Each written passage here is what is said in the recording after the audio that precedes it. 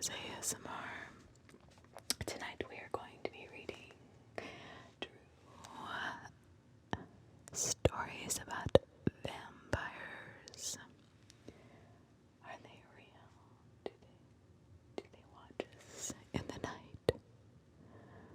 Well, there have been many accounts over the centuries all over the world that have claimed that people are vampires, that there are people that suck your blood, bathe in it, bite your neck to get it.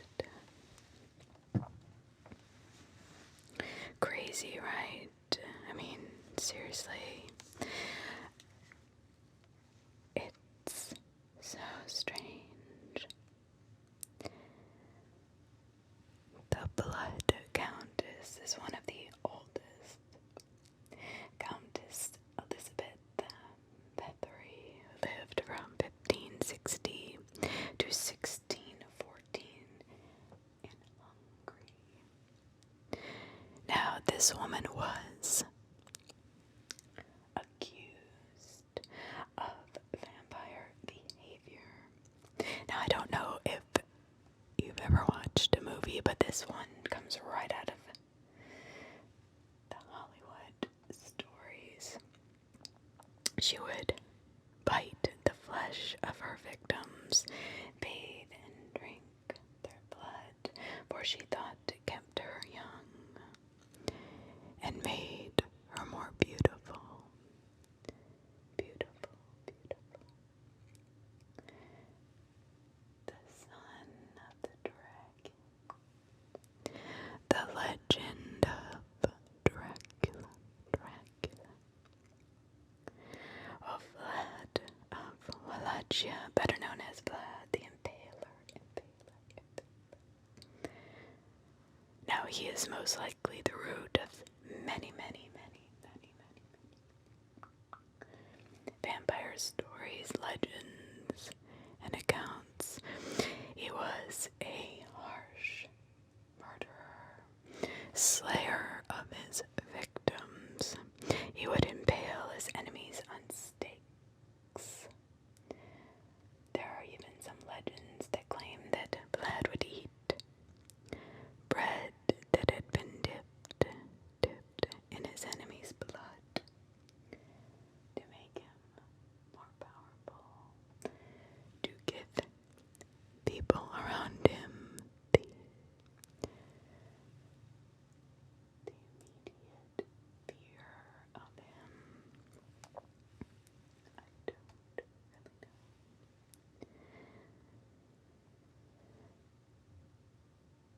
Some of the scariest, spookiest, and most horrific alleged vampire occurrences have rooted with blood. As we travel to Egypt, statue of Skemet, Egyptian goddess. Now what would an Egyptian goddess be doing as a vampire? The legend of Ka. So Egyptians, just like any other people of ancient times, had their own experiences with the vampire, the sucking of blood, and the stalkers of night. The Egyptian goddess Sekhmet was known for her taste for blood, and according to the Egyptian Book of the Dead,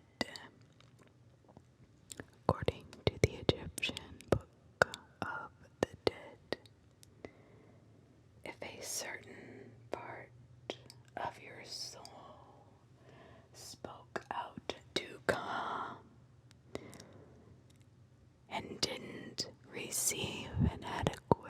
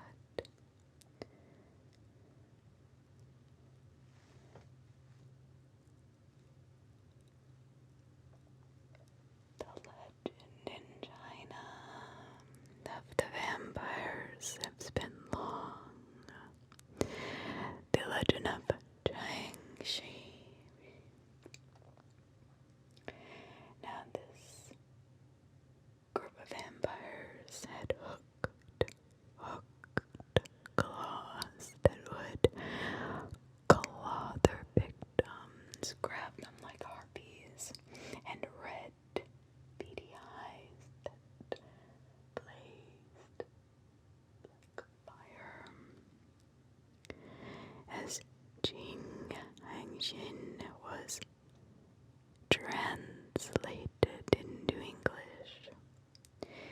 It was called The Corpse Hopper. Corpse Hopper. Corpse Hopper. Now we're going back to 4000 BC.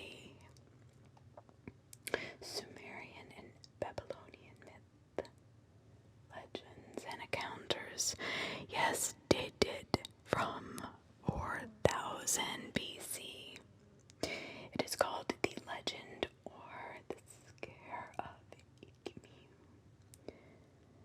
A spirit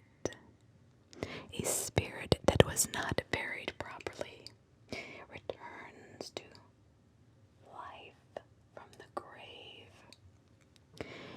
Now, instead of sucking the blood from the person, it actually steals their soul, sucks the life from the living, takes it kind of like a demon would take your soul if you allowed it to.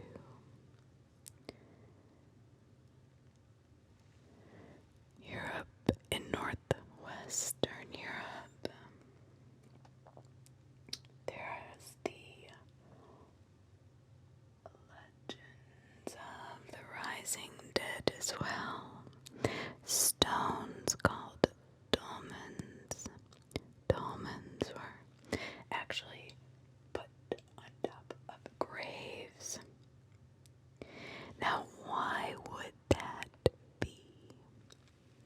The dolmens were to keep the evil inside the tomb. Keep the evil inside under the ground. Keep it from escaping into the night. For the wrath that would unfold would certainly be detrimental to many. So how about during the plague, the 16th century? What could vampires even feed off of these sick, dying people? Or were they the cause of this horrible disease that wiped out many? So it was thought that these vampires fed off the dead bodies of the Black Plague victims. Yes, some were even still accounted to be alive. Can you imagine lying there dying? A creature comes out of the night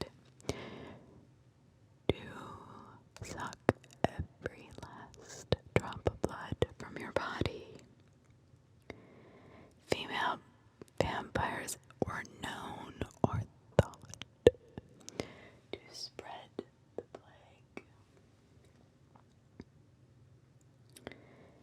Those that were thought at that time during the plague, during the 16th century, to be vampires were actually murdered, then buried with rocks, bricks, and the heaviest stones they could find, wedged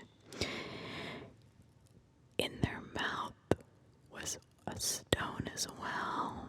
They thought that would keep the evilness inside the dead corpse.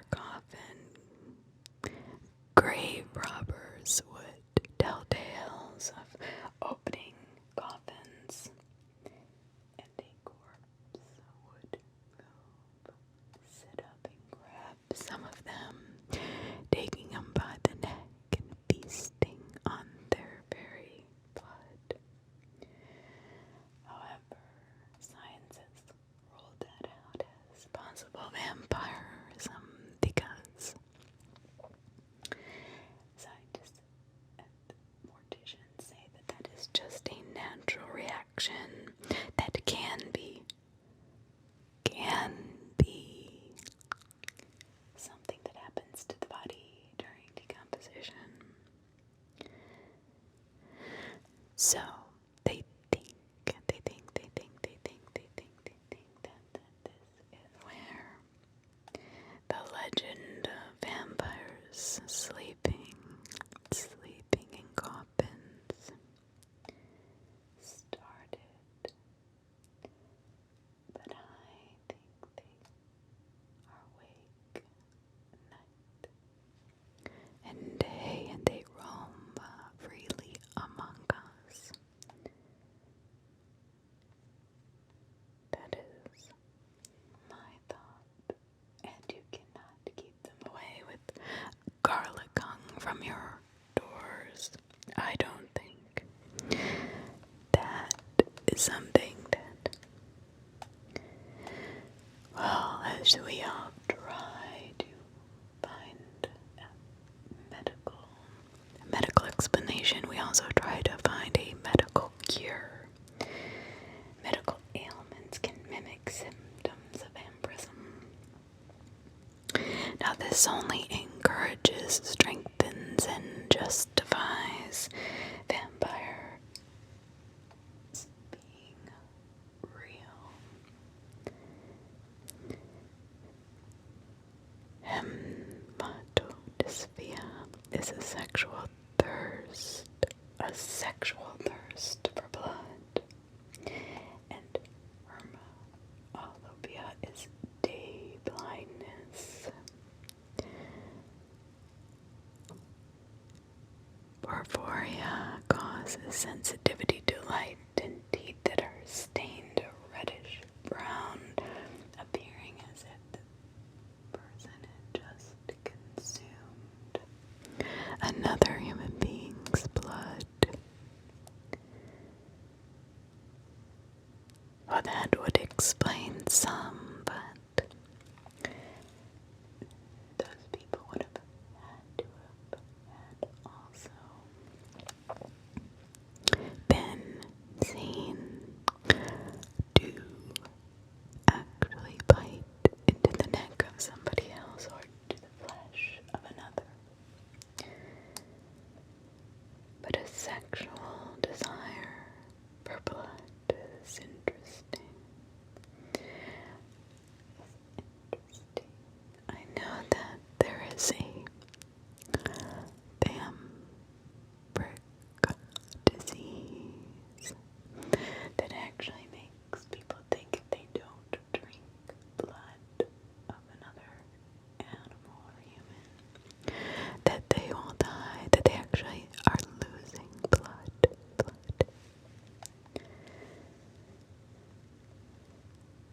Every day, and that's what keeps them alive.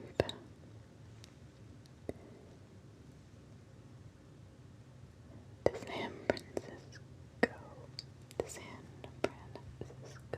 vampire was one of them. That was crazy. I have done that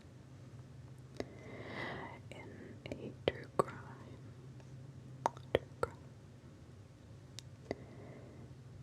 Now, if I was a vampire, I would devour my victims. And the legend of the after divorce came around in the 16th century Germany. Now, this is very different from the stories that were prior to German folklore. And some are familiar, like the dead coming alive, rising from their own grave to suck the blood of the living. So in northern Germany, the superstitious people called vampires the Nachtseher, or after devourers, because they never actually left their grave. I don't know how this is possible, but what they said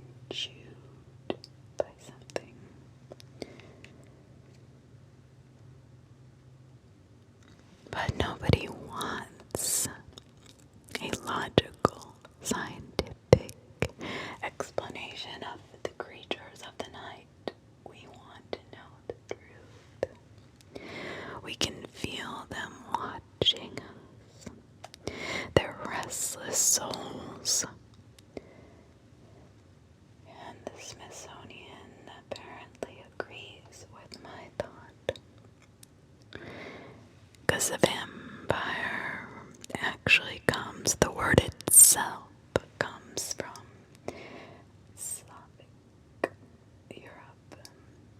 It's part of Europe. They believe the predecessors to the word vampire originated in the 10th century. Now, they were not Christians before this, so until they converted to Christianity, which was in the 7th and 9th centuries, Slavic people would cremate, burn their dead, because the belief that it was the only way to free the soul from the body, and if they didn't do this, that the soul would rise and relive and roam the earth. The quote-unquote new practice of burying the dead would horrify some people. So, what happened? They started burying talisman, objects that the person loved in their life, or religious things alongside the bodies. Or they would even cover the graves with heavy stones in the hope of making the deceased soul happy enough to stay underground. Do not rise into the living and create havoc.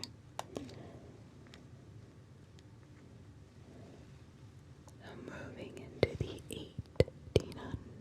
1800s, to the Rhode Island vampire. Is this legend or is it real? It is one of the most famous real life quote-unquote vampiresses. It was a woman from the 1800s who lived in Rhode Island, United States. Her name was Mercy Brown. Now, she had perished due to tuberculosis, as many others did in that time. But see, she was believed to be feasting on other members of her family as a vampiress, even though she was dead. Her body was found containing decayed blood. So what did these freaked out people do? They burned her body. They burned not only her body, but removed her heart and liver separately and burned those. Now, not only did they burn her heart and liver, but they fed the ashes in a bowl of soup to her surviving brother, hoping it would protect him from the curse of becoming a vampire like his sister and the need to consume other humans' blood.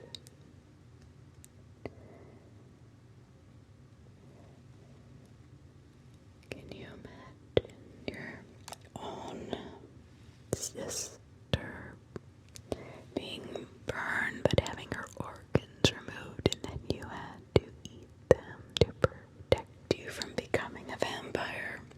And what would you do?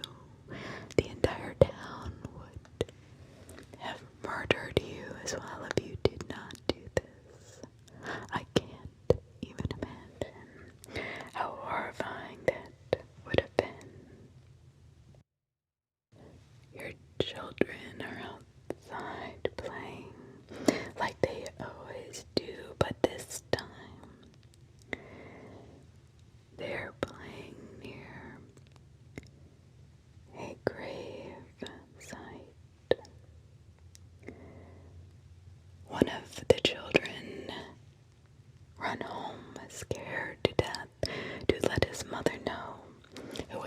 obviously not going to believe him at first until the boy takes from behind his back a human skull to show her.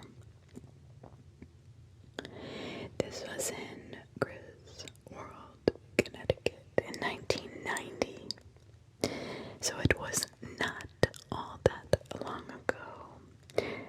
Police were called and they thought that the people there buried were from a serial killer named Michael Ross. So they quarantined the area as a homicide crime scene. But something did not seem right. Something was off. The decaying bones were brown and really old. Older than anybody that would have been killed by Michael Ross. They were more than 100 years old. So the Connecticut police force called a state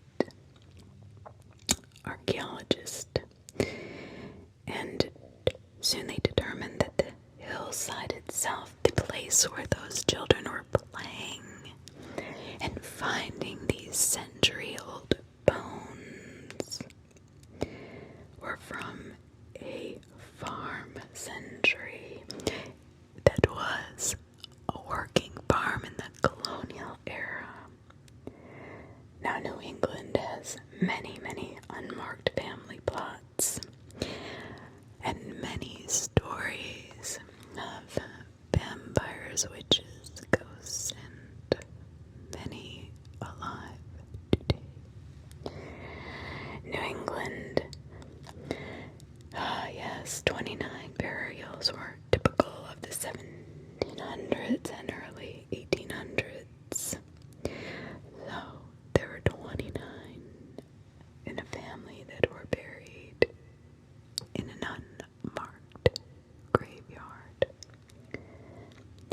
Many of the dead were children, laid to rest in thrifty, low-cost Yankee style. Simple wooden coffins. Simple wooden coffins.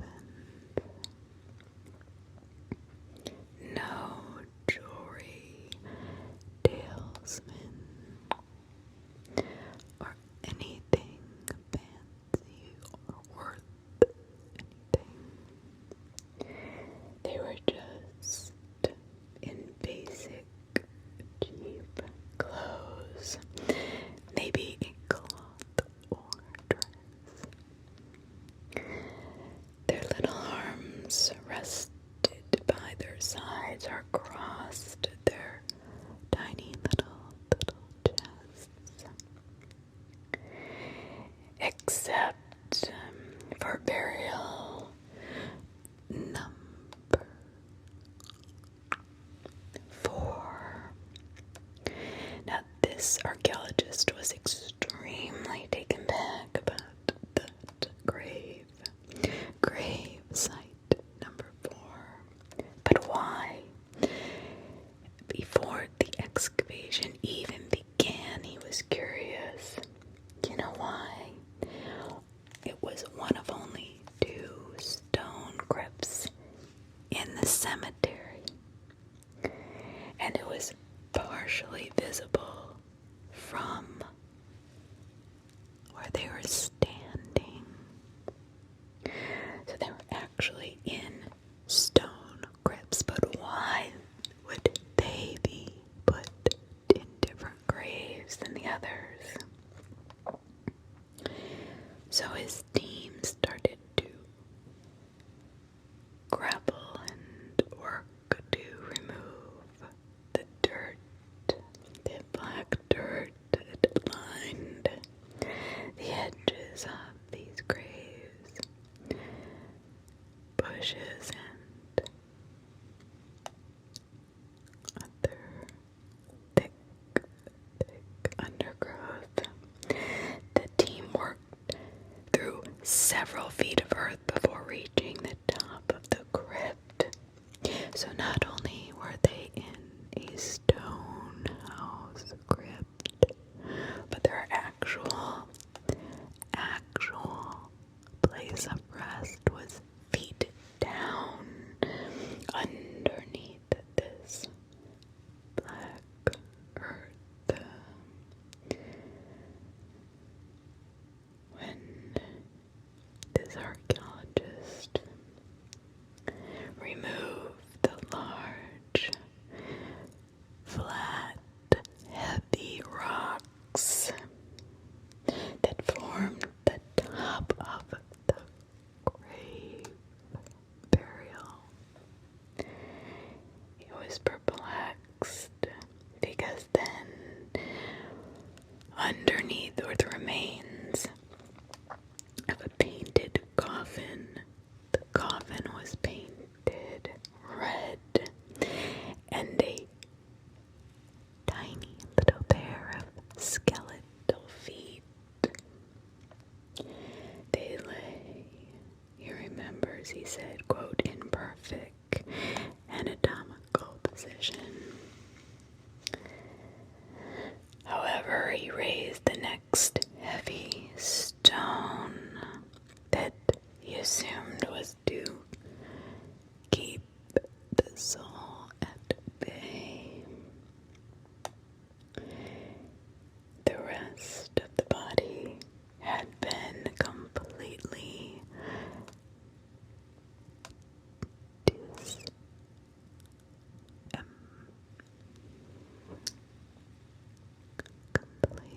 taken apart, dismembered, piece by piece, and each bone was laid in a different position, completely rearranged. The person had been beheaded violently. Skull and thigh bones rested atop the ribs and the vertebrae. It looked like a skull and crossbones motif. I had never seen anything like this, recalls the frightened archaeologist, confused and not really understanding why they would do this to one of their own. So, later analysis shows the beheading, along with other horrific injuries, included rib fractures, like they beat this person. But not while they were alive. It actually happened 5 years after the death of the person. But somebody took it to another level. It smashed the coffin into pieces to make sure that whatever was inside never came up from the grave again. But how about the remaining, their other dead bodies that had laid at rest for so many years on that hillside? So he backs them up for reburial. Maybe that was not the best idea. The 50-ish male skeleton from the 1830s came to be called JB because of the initials spelled out in brass tacks on his coffin lid. Now this archaeologist shipped JB to the National Museum of Health and Medicine in Washington, D.C., so they could continue to analyze and study this dead man from centuries ago. Now, this archaeologist started to talk, started to communicate with the community of science, inviting other archaeologists and historians to actually come and look at, tour, and check out this excavation. He wanted to know what they thought. He wanted their theory, their opinion, their understanding of what he could not. Vandalism seemed to be quite unlikely, because why would this be vandalized if it could not be seen? And nobody would rob a grave with nothing valuable in it, right? The lack of valuables at the site confirmed that this was definitely not the act of vandalism or robbery. So, one archaeologist that had come piped up and said, "Have you ever heard of the Jewett city vampires?" The archaeologist, Bellini, looked at him and said, "No, I've never heard of that." Well, he said in 1854 it was a close city called Jewett in Connecticut.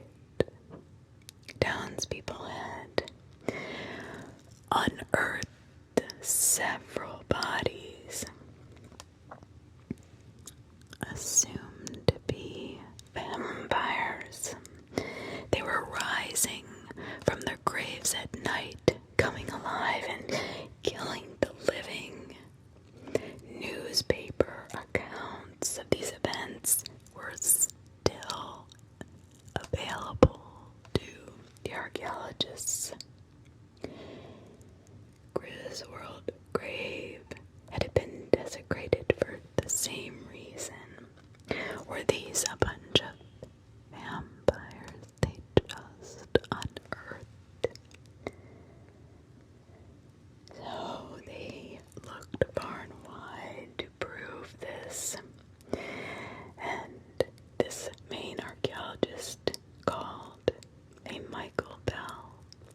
Now, Michael Bell is not an archaeologist, but he is a folklorist who lives in Rhode Island. Now, he has devoted much of his life studying New England vampire exhumations, where they dig them out of the ground, where they thought these people were vampires coming to suck their souls. So Michael Bell had investigated other incidents, and the setting, he said, was right. Griswold was rural, agrarian, and bordering southern Rhode Island. Why does this matter, you may ask? Because all the other vampire burial grounds that were found in southern Rhode Island. Multiple graves had been exhumed. Now, many of the other vampires, like the one they sent in to study, JB, they had been grossly tampered with, disturbed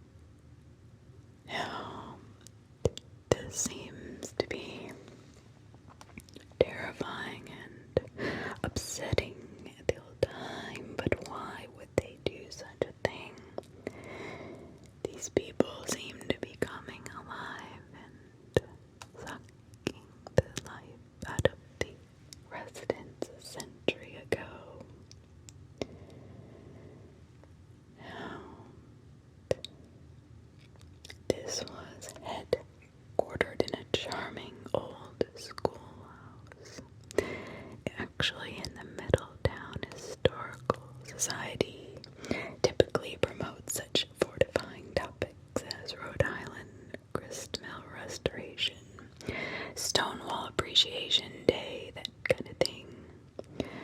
Two nights before All Hallows Eve. The atmosphere now is full of dry ice papers and high silliness as fake cobwebs over the exhibits. Warty gourds crown the shelves, and a skeleton with keen red eyes cackle in the corner, almost making fun of the dead vampires. So, the Historical Society director said, "Don't worry, we will turn him off when you start talking." The president assured Michael Bell, who was about to give a presentation on this and all his findings of vampires throughout southern Rhode Island. He teaches at colleges, including Brown University, and has lectured across the country about vampires. It's sad, really, because instead of a source of fear, they have become a source of entertainment. But are they really entertaining? These people's bodies were desecrated after and maybe even before they died. Their hearts and lungs, kidneys removed, burned and fed to their surviving relatives. I mean, is that a Buffy the Vampire Slayer vampire joke? Is it like a Twilight version of vampires? Is it a Hollywood dream, or is it real? Well, what they did to these people was real, but why? Why would they do that?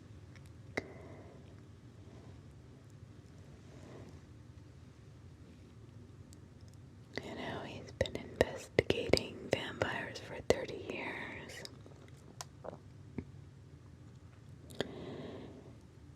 And he just keeps watching and watching as Tombstone writing fades away. He has personally documented 80 dead bodies that have been removed from the ground. The bodies being dated as far back as 1700s and as far west as Minnesota. But most of them are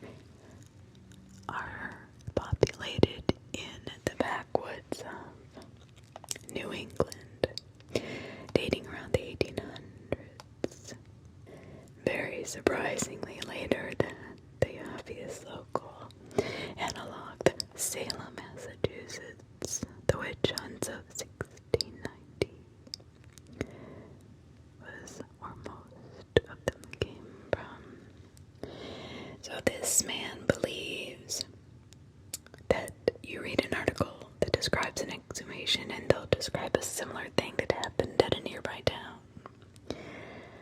Now, this is in his book, Food for the Dead, on the Trail of New England's Vampires. Well, is that the last word on the subject? Or are there vampires roaming this earth right now, waiting for us? Waiting for us to be at the perfect place at the perfect time, with our windows open, driving down the road where nobody else is, passing their grave to lure them out so they have a way to live.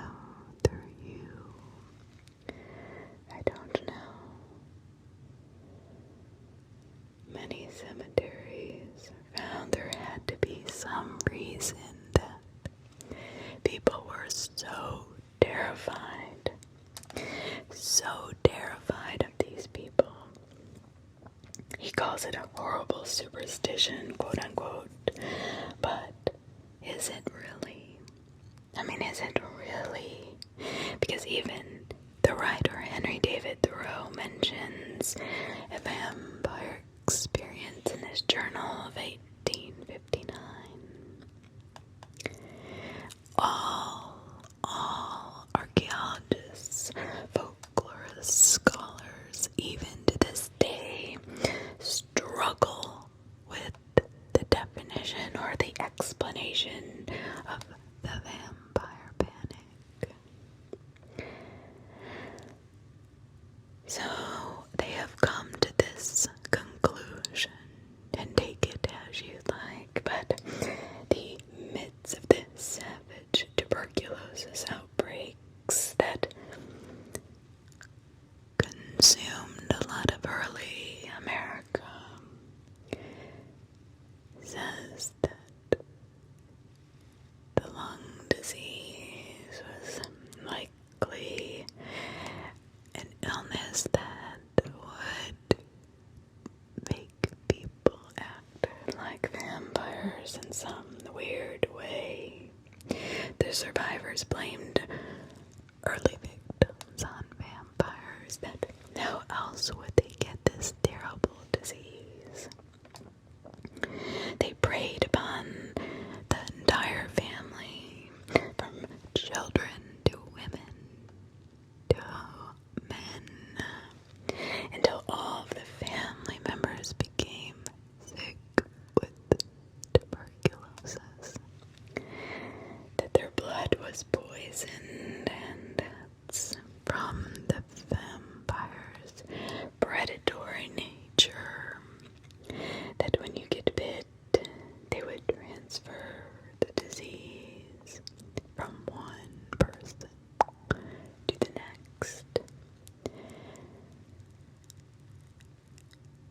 No doctor, clergyman would ever give a blessing in the death.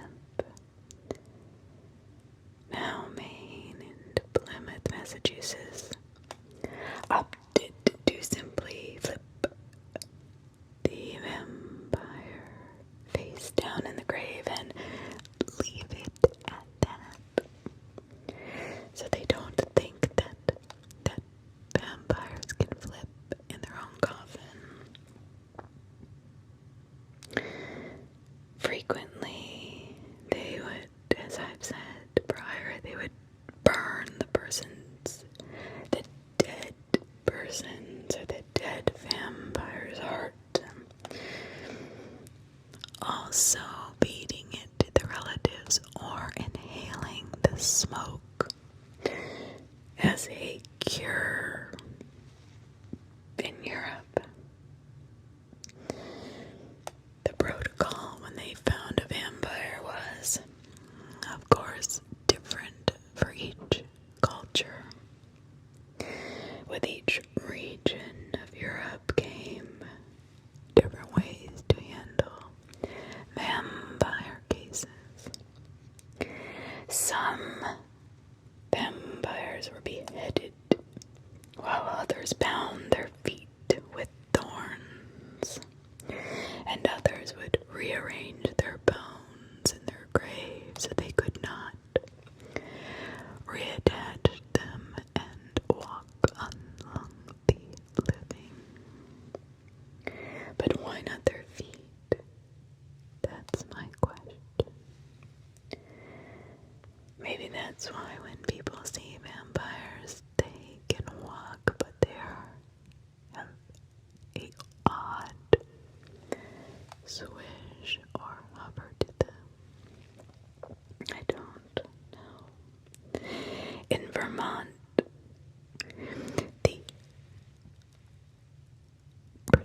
protocol of dismembering, burning, and taking care of their vampires was made very festive and very public. The vampire heart torched in 1830 on a stick. Manchester, hundreds of townspeople would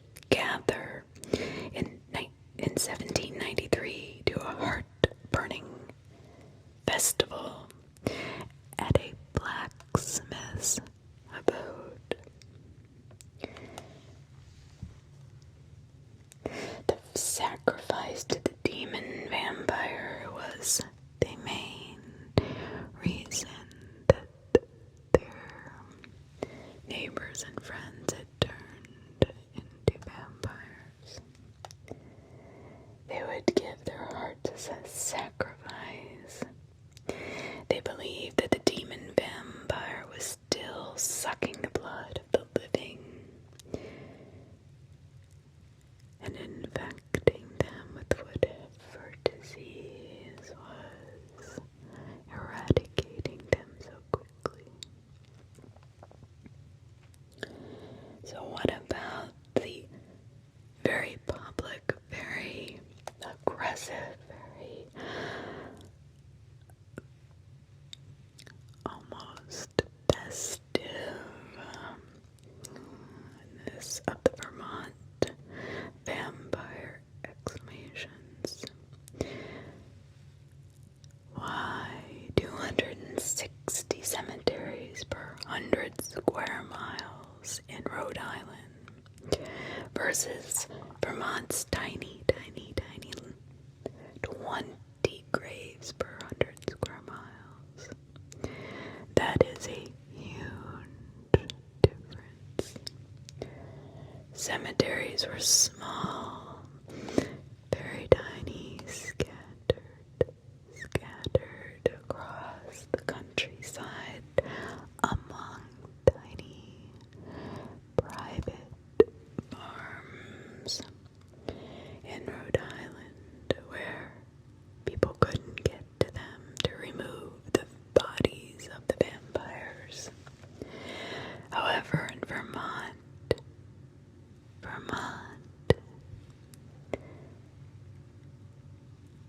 they were located in the center of town,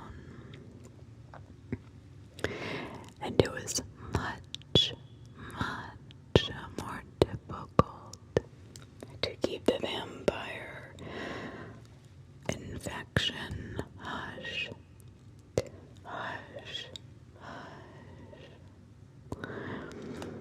So many theories pass by the centuries that have carried on with the vampire.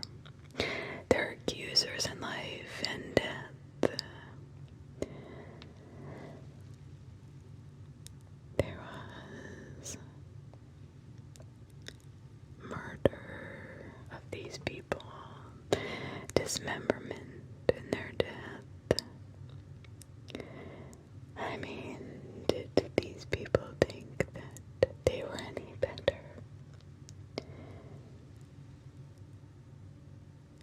The accusers, unfortunately, were usually the direct descendants or direct family members of these deceased or dying people. Parents, spouses, children. Think about that. They didn't want to be called a vampire, so they would turn on their own family.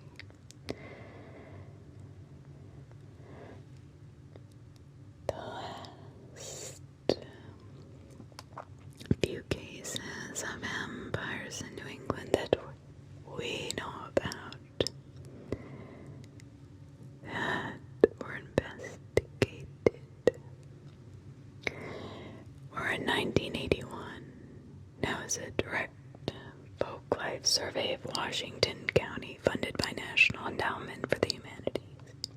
It was a 19-year-old late 19th century vampire, and her name, as said before, was Mercy Brown. Though her family called her Lena or Lena. Well, her story is very interesting. She lived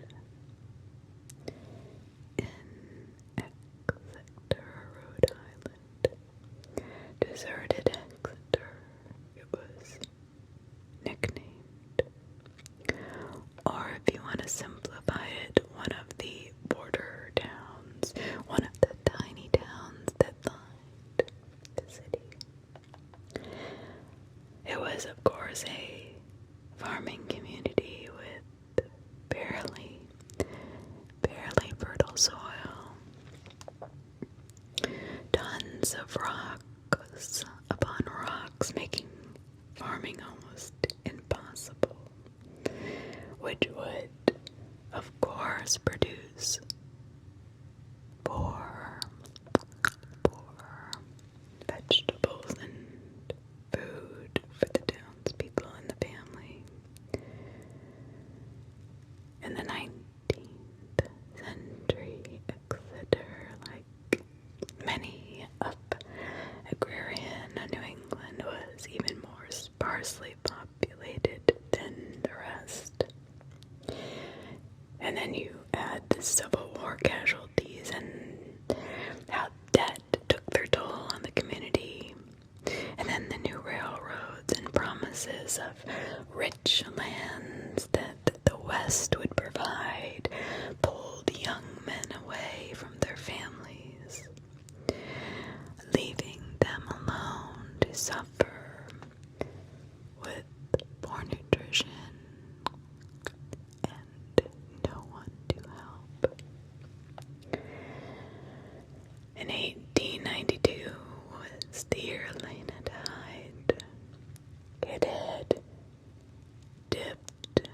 Yeah, the population, Exeter's population, dropped to under 1,000 at 961.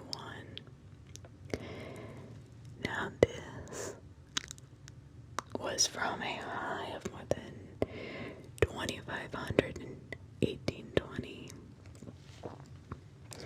As you would cross the countryside and come upon Exeter,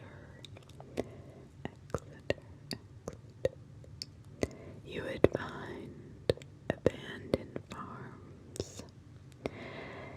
Later, they would be seized by our own government and burned to the ground. Many sections were ghost towns, left to decay, just like the vampires. And of course, we go back to the disease of tuberculosis that was consuming the families that were remaining. Matter of fact, the families would call it consumption. A new black plague that New England had to face in the 1730s. Few decades before the first known vampire scares. So 30 years before. So the vampire scares had to come from somewhere. There was 30 years of this horrific disease, but no vampire. But then, what happened? So at the height of tuberculosis, consumption in the 1800s, people were afraid, they were frightened, they were terrified.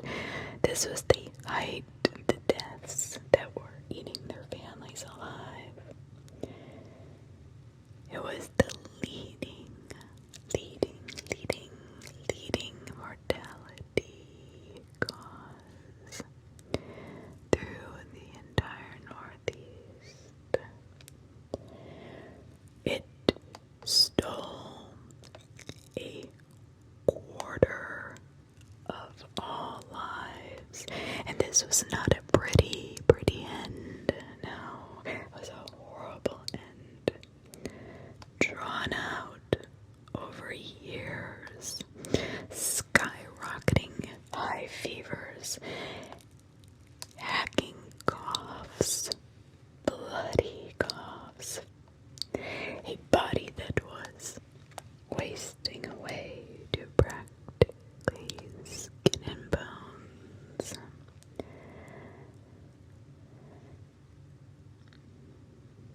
The zombies of these emaciated figures, when seen by someone from the outside, would surely impose fear in that person.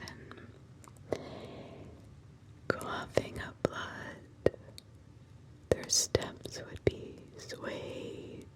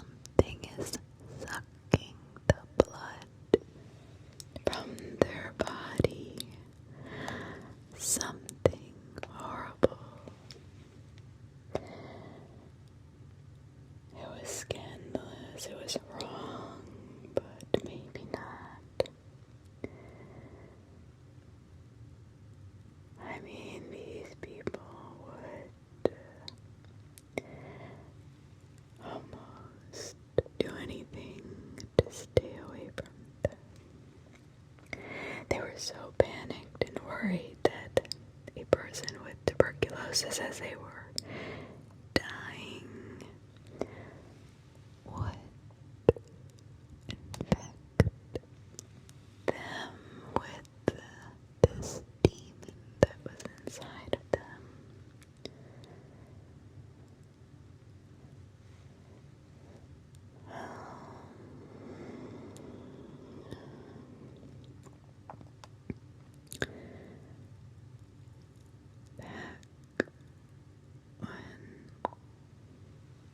The 1990s, people were curious. In the 80s, they were curious.